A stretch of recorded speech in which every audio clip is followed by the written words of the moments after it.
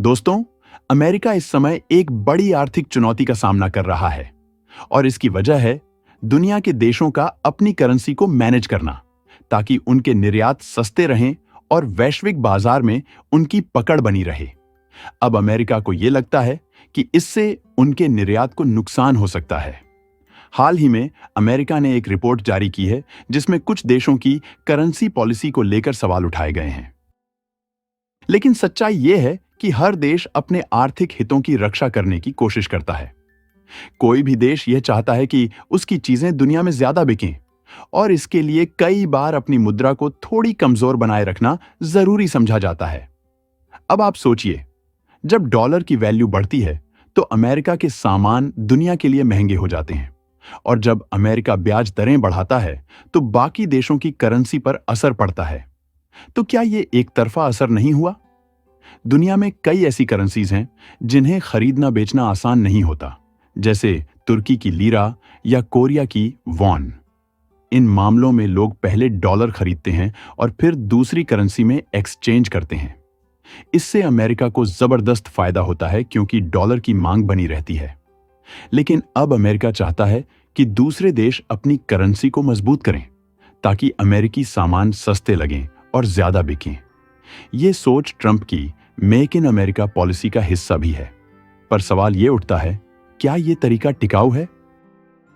अप्रैल में अमेरिका का trade deficit घटकर करीब 61 बिलियन डॉलर रह गया, जो हाल के वर्षों का एक महत्वपूर्ण आर्थिक मोड़ माना जा रहा है। यह आंकड़ा इस बात का संकेत है कि अमेरिका ने पहली बार लंबे समय बाद ज्यादा एक्सपोर्ट किया और कम इंपोर्ट किया। पहली नजर में यह एक सकारात्मक आर्थिक संकेत लग सकता है, क्योंकि इससे लगता है कि अमेरिका अपनी उत्पादन क्षमता बढ़ा रहा है और दुनिया में अमेरिकी सामान की मांग भी बढ़ी है। लेकिन अगर इस डेटा को गहराई से देखा जाए तो एक चिंता की लकीर भी नजर आती है। अमेरिका में इंपोर्ट घटने का मतलब यह भी है कि वो महत्वपूर्ण इंडस्ट्रियल मशीनरी, कच्चा माल और इलेक्ट्रॉनिक पुर्जे जैसे जरूरी संसाधनों का आयात कम कर रहा है, जो अमेरिका की इंडस्ट्रियल इकोनॉमी के लिए रीढ़ की हड्डी माने जाते हैं। इसका असर उत्पादन, निर्माण और टेक्नोलॉजी इंडस्ट्री पर पड़ सकता है, जो अमेरिका की ग्रोथ के लिए बेहद जरूरी है। इसी के साथ एक और बड़ी चिंता उभर रही है, अमेरिका में बढ़ते जॉब कट्स। मई में करीब 93,000 से ज्यादा नौकरियां चली गईं, जो पिछले सालों के मुकाबले एक बड़ी गिरावट है। इस बार प्रभावित सेक्टर सिर्फ मैन्युफैक्चरिंग या ऑटोमोबाइल नहीं रहे, बल्कि सर्विस सेक्टर, रिटेल इंडस्ट्री और यहां तक कि टेक्नोलॉजी सेक्टर भी इस गिरावट की चपेट में आ गया है। टेक कंपनियां अपने खर्च कम करने के लिए हजारों कर्मचारियों को निकाल रही हैं। रिटेल सेक्टर में बिक्री घटने से स्टोर बंद हो रहे हैं और सर्विस सेक्टर में ऑटोमेशन के चलते इंसानों की जरूरत कम होती जा रही है। इससे न सिर्फ बेरोजगारी बढ़ रही है, बल्कि अमेरिकन कंज्यूमर की खरीदने की क्षमता भी घटती जा रही है, जिससे इकोनॉमी की रिकवरी पर सीधा असर पड़ता है।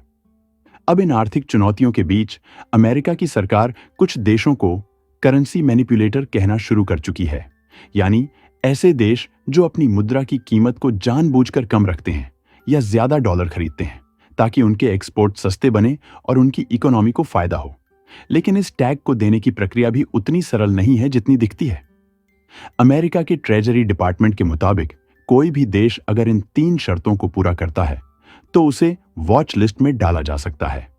अमेरिका के साथ उसका व्यापारिक सरप्लस 15 अरब डॉलर से ज्यादा हो, पूरी दुनिया के साथ उसका करंट अकाउंट सरप्लस 3% से ज्यादा हो और वह लगातार विदेशी मुद्रा बाजार में दखल दे रहा हो, यानी ज्यादा डॉलर खरीद रहा हो। रिपोर्ट के अनुसार इस लिस्ट में Japan, Germany, Taiwan, Vietnam, Singapore, Malaysia जैसे बड़े बड़े देशों के नाम शामिल हैं और अब हाल ही में आयरलैंड और स्विट्जरलैंड को भी इस लिस्ट में जोड़ा गया है। अब अगर हम चीन पर ध्यान दें तो एक अलग ही गेम प्लान साफ दिखाई देता है। पिछले कई महीनों से चीन लगातार बड़ी मात्रा में सोना खरीद रहा है। रिपोर्ट्स बताती हैं कि चीन अब तक हजारों टन गोल्ड अपने रिजर्व में जोड़ चुका है।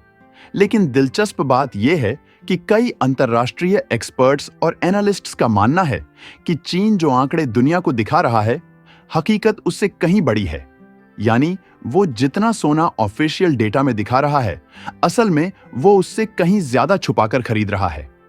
ये कोई सामान्य ट्रेडिंग नहीं, बल्कि एक दीर्घकालिक रणनीति का हिस्सा है। चीन की ये रणनीति साफ इशारा करती है कि वह अब धीरे धीरे डॉलर की पकड़ से बाहर निकलना चाहता है। जहां पहले ज्यादातर देशों के सेंट्रल बैंक्स अमेरिकी ट्रेजरी बॉन्ड्स में निवेश को सुरक्षित मानते थे, अब वही देश गोल्ड को ज्यादा स्थिर और भरोसेमंद विकल्प मानने लगे हैं। इसकी सबसे बड़ी वजह है कि गोल्ड किसी देश की सरकार के पॉलिसी फैसलों से सीधे प्रभावित नहीं होता और न ही इसका डिफॉल्ट होने का कोई डर होता है। यही कारण है कि आज की अनिश्चित वैश्विक अर्थव्यवस्था में गोल्ड एक बार फिर सेफ हेवन बनकर उभर रहा है। अब सवाल ये उठता है, क्या बाकी देश अमेरिका की बात मानेंगे और अपनी करेंसी की वैल्यू बढ़ा देंगे? हो सकता है कुछ छोटे देश जिनकी अर्थव्यवस्था अमेरिका पर बहुत ज्यादा टिकी हुई है, ऐसा कर भी लें, जैसे वो देश जिन्हें अमेरिका से भारी मात्रा में व्यापार, मदद या निवेश मिलता है। उनके लिए अमेरिका की बात मानना एक मजबूरी जैसी हो सकती है। लेकिन वहीं दूसरी तरफ कुछ बड़े और मजबूत देश हैं, जैसे जापान, जर्मनी, चीन और ताइवान। ये देश केवल किसी के कहने पर अपने फैसले नहीं बदलते। इनकी अर्थव्यवस्था आत्मनिर्भर है और ये जानते हैं कि उनकी करेंसी अगर ज्यादा महंगी हो गई तो उनके अपने सामान की कीमतें दुनिया में बढ़ जाएंगी और उनका एक्सपोर्ट घट सकता है। इन देशों के लिए सबसे जरूरी बात है उनका अपना फायदा, उनकी आर्थिक सुरक्षा और उनका भविष्य। वो यही सोचते हैं कि क्या कदम उनके देश की ग्रोथ के लिए सही रहेगा, न कि सिर्फ अमेरिका को खुश करने के लिए कुछ करें। आज के समय में हर देश अपने फैसले खुद लेना चाहता है। अब जमाना ऐसा नहीं रहा कि अमेरिका कुछ बोले और पूरी दुनिया उसका पालन करने लगे। अब देश अपने फायदे और नुकसान को देखकर ही कोई कदम उठाते हैं। अब बात करें भारत की, तो उसकी भूमिका इस पूरी तस्वीर में बेहद अहम है। भारत न सिर्फ दुनिया की सबसे तेजी से बढ़ती अर्थव्यवस्थाओं में शामिल है, बल्कि वह भी धीरे धीरे डॉलर की निर्भरता को कम करने की दिशा में कदम बढ़ा रहा है। उदाहरण के तौर पर भारत ने हाल के वर्षों में रुपी ट्रेड को प्रमोट किया है, विदेशी करेंसी रिजर्व में गोल्ड की हिस्सेदारी बढ़ाई है और एक मल्टी करेंसी रिजर्व पॉलिसी पर काम कर रहा है, जिससे भविष्य में किसी एक मुद्रा पर पूरी निर्भरता न रहे। भारत न तो किसी का अंधा अनुकरण कर रहा है और न ही किसी दबाव में आकर फैसले ले रहा है, बल्कि वह अपने दीर्घकालिक आर्थिक हितों को ध्यान में रखते हुए एक संतुलित और समझदारी भरी रणनीति पर काम कर रहा है, जिसमें आत्मनिर्भरता, वैश्विक कूटनीति और आर्थिक स्थिरता तीनों का मेल दिखाई देता है। अब यह साफ हो चुका है कि 21वीं सदी का आर्थिक युद्ध अब सिर्फ टैरिफ, ट्रेड डील्स या ब्याज दरों तक सीमित नहीं रहा। अब यह जंग करेंसी की चालों, गोल्ड रिजर्व्स की होड़ और निजी रणनीतियों की टकराहट में बदल चुकी है। हर देश चाहता है कि उसकी करेंसी एक्सपोर्ट के लिए किफायती बनी रहे, विदेशी मुद्रा भंडार मजबूत हो और अमेरिकी डॉलर पर निर्भरता धीरे धीरे घटाई जा सके। अगर आप दुनिया के ऐसे बड़े और दिलचस्प बदलावों के बारे में जानना चाहते हैं जो वैश्विक सत्ता के समीकरण को बदल रहे हैं, तो मेरी लेटेस्ट वीडियो जरूर देखें, जिसमें जर्मन कार कंपनियों द्वारा अमेरिका को शिपमेंट रोकने और इसके पीछे की बड़ी रणनीति पर विस्तार से बात की गई है। लिंक स्क्रीन पर है, उसे क्लिक करना न भूलिएगा। वीडियो को लाइक करें, चैनल को सब्सक्राइब करें और इसे अपने दोस्तों के साथ जरूर शेयर करें ताकि वो भी इन अहम जानकारियों से अपडेट रह सकें। धन्यवाद।